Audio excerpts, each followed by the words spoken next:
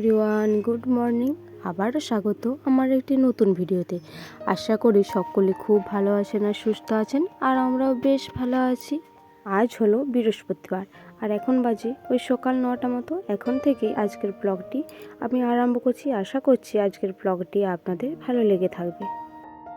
তো বাবা বা দাদা যে হোক এই কাঠগুলি রেখে দিয়ে গিয়েছিল, তো এলোমেলো হয়েছিল। ওরা তো নামিয়ে দিয়ে চলে গিয়েছিল, ভেবেছিল যে হয়তো এক্ষুনি রান্না করব, সব কটা কাঠই লাগবে, তো লাগবে সব কটাই। তাই আমি বললাম সবগুলো তো এখানে রেখে শুধু শুধু জায়গাটা জড়ো করে দরকার নেই, তো সেই কারণে কটা কাঠ ওইখানে রেখে দিয়ে এলাম। আপনারা তো জানেনই আমি কোথায় রাখি। তো এরপর ভাতটা চাপিয়ে দেবো, কারণ আমার পাপা আজকে সকাল সকাল খেয়ে ওই কটা আর খোঁজ করতে বাকি আছে, ওই খোঁজগুলি করতেই বেরোবে। তো সেই কারণে একটু সকাল সকাল আগে রান্নাটা চাপাচ্ছি। এই যে এই ঘরটিতে চালটিও নিতে চলে এসেছি।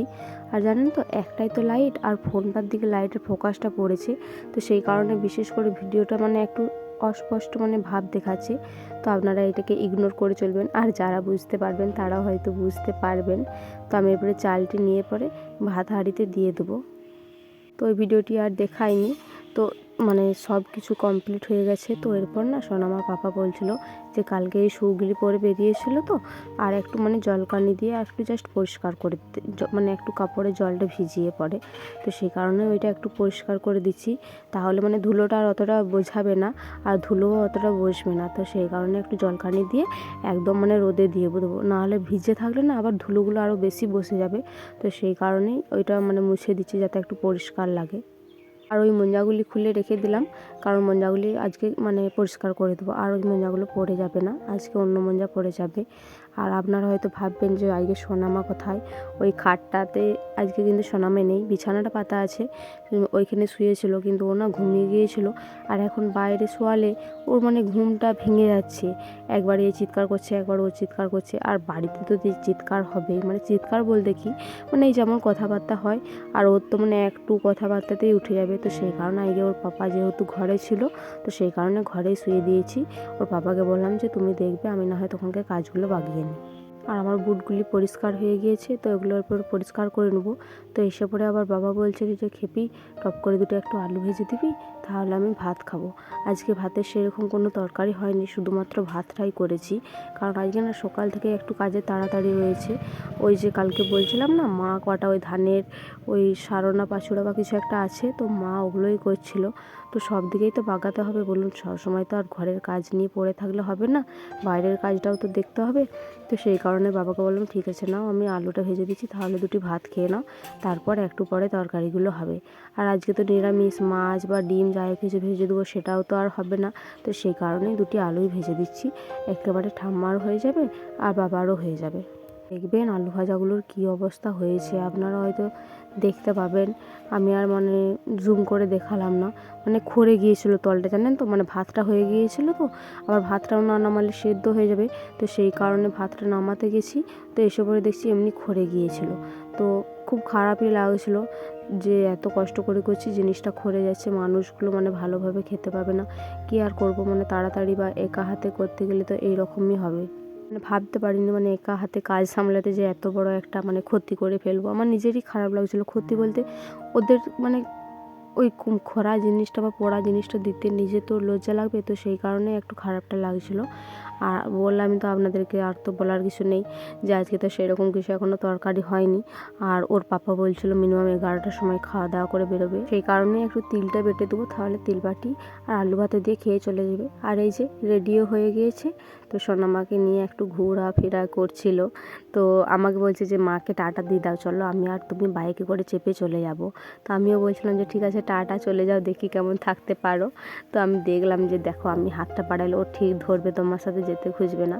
তো ওইটাই একটু যাওয়ার আগে কায়দা কানুন হচ্ছিল। ওর বাবা তো ওকে ভীষণ ভালোবাসছিল, যেখানকেই যাক এমন ভাব করবে যেন অনেক দূর যাচ্ছে, এক মিনিটও সোনামাকে ছাড়া থাকতে পারবে না, এরকম একটা ভাব করে।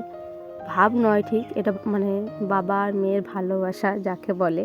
তো এটা কিন্তু আমাকে করেনি, সোনামাকে করছিল। দেখবেন ওর মুখের এক্সপিরিয়েন্সটা, ওর পাপার দিকে কীভাবে তাকিয়ে আছে, ওই রকম করছিল বলে দেখুন।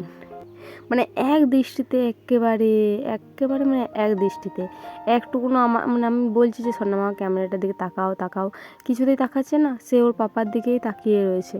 এই যে দেখুন যেতে যেতে আবার দাঁড়িয়ে গিয়েছে, আবার বলছে আর একটু নিয়ে এসো না, আর একটু খেলা করি তারপর চলে যাব। আমি বলছি যে দেরি হচ্ছে, আসতে সন্ধে হয়ে যাবে, তো কিছুতেই শুনছে না। বলছে না দেখো কী সুন্দর হাসবে। তো সত্যি মানে ও কি বুঝে জানি না। তো ওর বাবার কলকে ভীষণ যেতে খুঁজে, তো আমি বললাম যে না না নিতে হবে না, তোমার দেরি হয়ে যাচ্ছে, তুমি চলে যাও এরপর। তো এরপরে চলে গেল, কারণ এখন মিনিমাম ওই 1টা মতো বেজে গিয়েছে, পৌনে 1টা মতো। সেই কারণে ওকে মানা করলাম যে আর দেরি করতে হবে না। আর দেখুন সোনামা মানে কীভাবে তাকিয়েছিল প্রথমে, তো প্রথমে তাকিয়েছিল ওইখানটা আর ভিডিও করতে পারিনি। তো তারপরে একবার আমার মুখটার দিকে তাকাচ্ছে, একবার ওর বাবা যেদিকে গেল সেই দিকটার দিকে তাকিয়ে রয়েছে। আমার তো বেশ হাসিই পাচ্ছে। এখন মিনিমাম বাজে ওই 2টো মতো। তো আমারও খাওয়া কমপ্লিট হয়ে গেছে, আর সোনামাকে এরপর ঘুম পাড়াবো। তো ওকে না দিদিভাইকে দিয়ে এলাম। কারণ এই যে দেখুন আমার বিছানাটার অবস্থা, মানে এখন মিনিমাম 2টো মতো বাজে, এখন আমার বাসি বিছানা কমপ্লিট হয়নি। এই যে এতক্ষণে কমপ্লিট হলো। তো কেমন লাগলো আশা করি মানে কমেন্ট করে জানাবেন। আমার তো মানে এরকম ভিডিও করতে বেশ ভালোই লাগে। তো অগোছালো জিনিসটাকে গুছিয়ে বাগিয়ে রাখতে তো বেশ ভালোই লাগে, আর আপনাদের সাথে শেয়ার করতে সেটা আরোই ভালো লাগে। আর এই যে দেখুন এখন না আমি মানে ব্ল্যাঙ্কেট বালিশগুলো এই দিকেই রাখি, মানে বিছানাতে রাখলে ভালো লাগছিল না, এই দিকে রাখলে ভালো লাগছিলো, আপনারা জানাবেন। তো আমার তো এই দিকে রেখেই বেশ ভালো লাগছে। আর এই যে এই ব্যাটারিগুলো দেখছেন, আপনারা হয়তো ভাববেন যে এগুলো কিসের, এখন কি করছি। তো এগুলো শীতকালে না ওই সোনামায়ের ব্যাটারি ফ্যানটি রয়েছে, তো মানে শীতকালে বলা ভুল হলো, গ্রীষ্মকালে এগুলো দরকার হয়। তো এগুলো না মানে সোনামার পাপা বলছিল চার্জে দিয়ে না রাখলে মাঝে মাঝে খারাপ হয়ে যেতে পারে, তো সেই কারণে চার্জে দিয়ে রাখছিলাম। আর ওই যে সোনামা দিদির কাছে ছিলাম বললাম, তো তো সেই কারণেই মানে দিদিভাই দিয়ে মানে নিয়ে এলো। আমি বললাম যে নিয়ে আয়, এরপর ঘুম পাড়িয়ে দেবো। বললো এই নিয়ে এরপর ঘুম পাড়িয়ে দে। তো আমি বললাম ঠিক আছে, তারা ব্যাটারিগুলো রেখে দিই, তারপর ঘুম পাড়িয়ে দিচ্ছি। তো আমি ওকে ঘুম পাড়াই, ততক্ষণ আমার ভিডিওটি শেষ করলাম। সবাই ভালো থাকবেন, সুস্থ থাকবেন, আবার দেখা হবে পরবর্তী কোনো ভিডিওতে।